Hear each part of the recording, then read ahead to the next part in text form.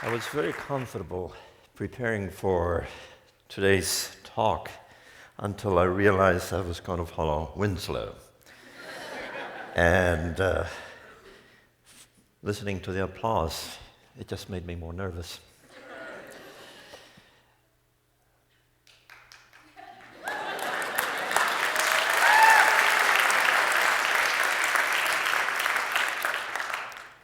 I had to ask for a little stool. And the reason I had to is because I wanted to show you, make sure you saw my socks.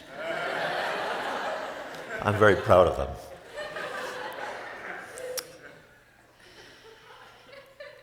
About 3.5 years from now, most of us, or even a few months earlier, most of us will start thinking about electing a new president. This time will not be the re-election or possibly the re-election of a sitting president, but we will be looking at a number of candidates. Amongst them, I hope, a woman.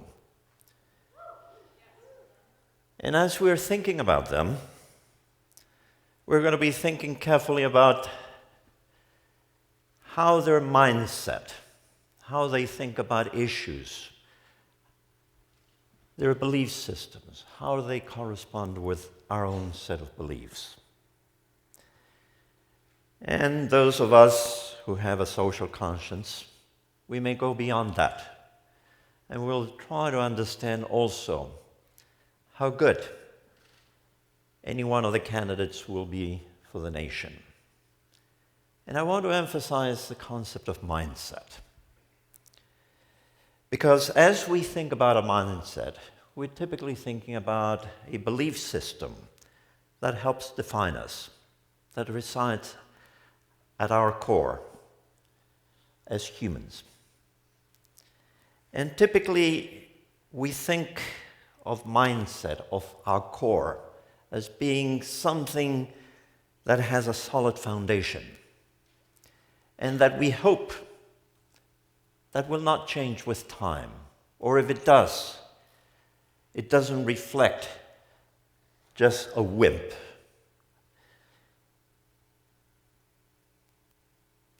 Often, when we think about our leaders, we typically try to understand to what extent she or he will stand true to that core. But is that what we should be expecting? And obviously, as I'm posing that question, in a sense, I'm conveying the feeling, the sense, that maybe that is not always the right thing to do. When we think about our political leaders, when we think about how they go about formulating foreign policies, we hope that they will act rationally. We hope that they will seek for information that will help them define the problem. We hope that they will know how to go about ranking their values. We hope that they will look at a wide range of alternatives. And ultimately, in the process, they will seek that option that, in point of fact, will maximize whatever interest they hope to fulfill. But there's a little problem in this process. And the problem resides on how we go about actually defining the problem. And by that, I mean, as we are looking at an issue, we first must define the problem that a particular set of events may be generating. And before I go any further, let me point out on the screen, please. Let us just look briefly at what you have on the screen. And if you look at these various conflicts, the first one, we consider the Korean War. It resulted in the death of 1.2 million fighters from North Korea and China. Amongst Americans, about 33,000. The second one we look is the Guatemala covert operation of 1954. Not many people were killed, But notice what it led to: a period of 35 years of civil war, largely generated because the United States intervened covertly in 1954. The Vietnam War, most of us know something about it, but notice the number of people who were actually killed during that period. We have over 1 million people in North Vietnam and South Vietnam, some 58,000 amongst Americans. And then obviously the Iraq War. Notice in the figures of the Iraq War the simple fact that some 22 veterans commit suicide every single day. Where am I leading? Mindsets. Let me just focus on 3 cases. I don't have the time to really address the others. Let me begin with the Guatemalan case. In 1954, President Dwight Eisenhower authorized the CIA to topple a democratically elected government of Guatemala. Why? Because he was convinced that Jacobo Arbenz was surrounded by communists. Did he have any evidence that that was the case? No. John Foster Dulles very clearly stated that such evidence did not exist.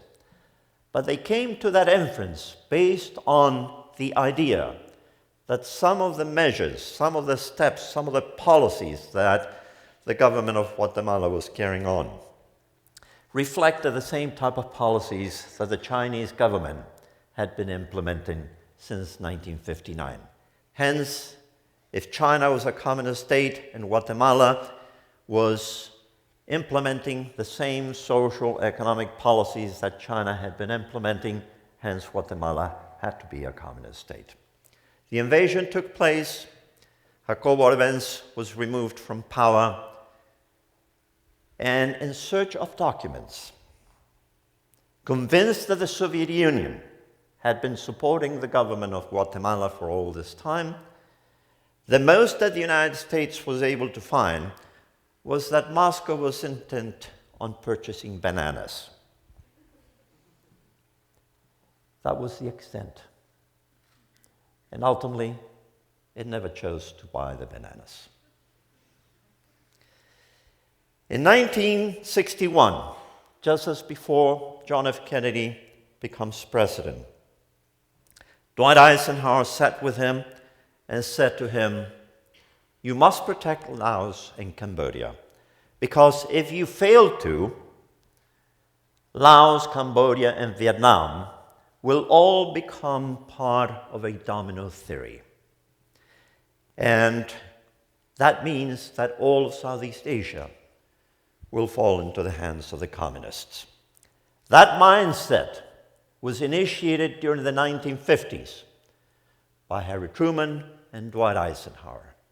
Was there any evidence that the end result was going to be the toppling of all of these regimes through Southeast Asia? No. It was a mindset generated by a set of beliefs designed by a powerful anti-communist sentiment.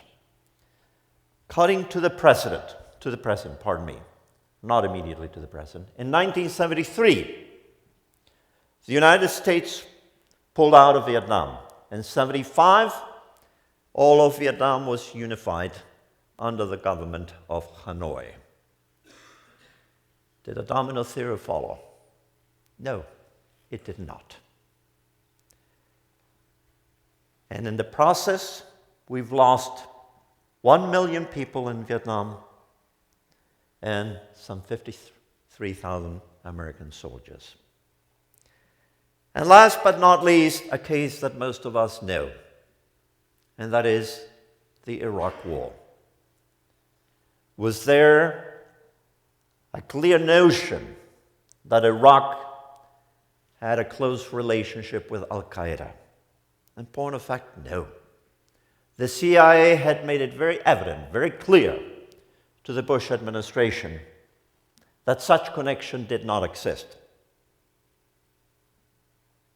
the Department of Defense, Department of State, military intelligence, they were all quite convinced that Saddam Hussein was not developing weapons of mass destruction.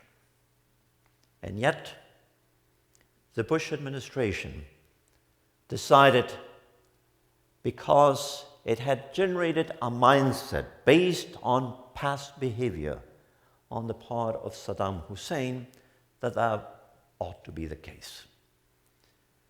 The UN had sent investigators to Iraq, and upon their return they said, we found no evidence whatsoever that Saddam Hussein is developing weapons of mass destruction. The invasion took place. The United States destroyed the Saddam Hussein regime, and weapons of mass destruction were never found. All of this came into being because mindsets generated by a set of beliefs that resided at the core, not just simply of the leading political persons at the White House, but also in Congress and also in our own mindset. So let me bring together my concerns.